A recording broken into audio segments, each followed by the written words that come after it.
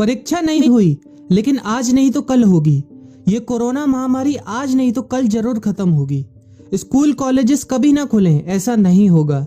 अभ्यास करते रहोगे तो कोई पछतावा नहीं होगा। कोरोना महामारी के चलते इस समय स्कूल और कॉलेजेस बंद पड़े हैं, जिसके चलते विद्यार्थियों में पढ़ाई के प्रति लापरवाही देखी जा रही है। इसी को देखते हुए मुंबई के एक स्कूल में हमारे पुराणों में लिखित एक कहानी सुनाई गई और विद्यार्थियों को इस कहानी के जरिए एक मैसेज दिया गया, एक सलाह दी गई।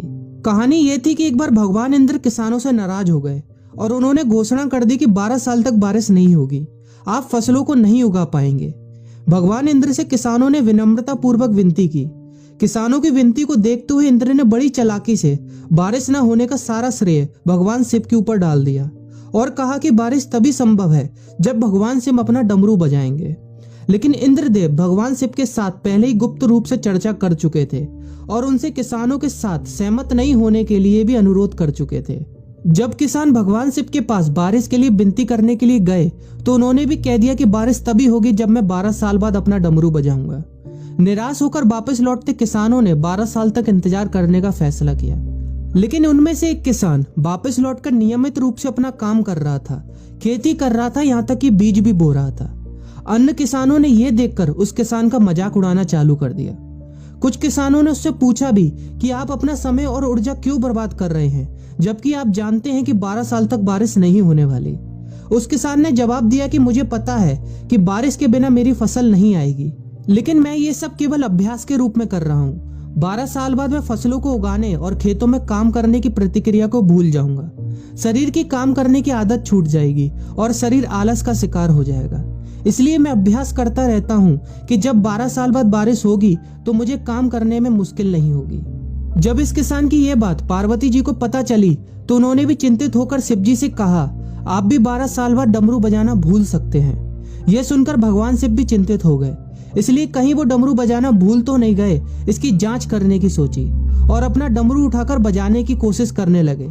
कोशिश करते हुए जैसे ही डमरू से आवाज आई वैसी बारिश होने लगी और जो किसान नियमित रूप से अपना काम कर रहा था उस किसान का खेत फसलों से हरा भरा हो गया। लेकिन बाकी सभी बारिश का इंतजार करते किसानों को पछतावा हुआ, क्योंकि उन्होंने अभ्यास करना भी छोड़ दिया था। इसी तरह 2 सप्ताह बाद, 2 महीने बाद या 2 साल बाद लॉकडाउन समाप्त हो जाएगा। कोरोना महामारी भी खत्म हो जाएगी। इसे घूरने या इस महामारी के खत्म होने तक का इंतजार करने से बेहतर है कि आप जिस कक्षा में हैं या जिस अगली कक्षा में जाने वाले हैं उसका अध्ययन करें। पुस्तकों का अध्ययन करके अपने कौशल को तेज करें। आपके पास जो ज्ञान है उसे और बढ़ाएं। इस समय का इस्तेमाल करें और ये सोचें कि आप और भी बेहतर कैसे कर सकते हैं, क्योंकि डमरू कभी भी बच सकता है। इसलिए अभ्यास करते रहें। अभ्यास ही गुणवत्ता का सार है। अभ्यास ही है जो आपको किसी भी क्षेत्र में पूर्ण बनाता है। अगर आप अपनी पढ़ाई के प्रति लापरवाही छोड़कर अभ्यास करते रहेंगे तो जब काम करने का समय आएगा, जब भी परीक्षा देने का समय आएगा, तो आप हर चुनौती और अपने हर क्वेश्चन का जवाब देने के लिए तैयार रहेंगे। अपना ध्यान रखें और अपनों का ख्याल रखें, क्योंकि कोरोना भी गया नहीं है। घर पर ही रहने की कोशिश करें ताकि आप भी और अन्य भी सुरक्षित रहें और नियमित रूप से अभ्यास करते रहें, क्योंकि डमरू कभी भी बच सकता है। वीडियो अच्छी लगी हो तो वीडियो को लाइक और अपने फ्रेंड्स के साथ शेयर करना मत भूलिएगा। और अगर आप एक पेरेंट हैं तो आप भी अपने बच्चों के साथ इस वीडियो को शेयर करना मत भूलिएगा।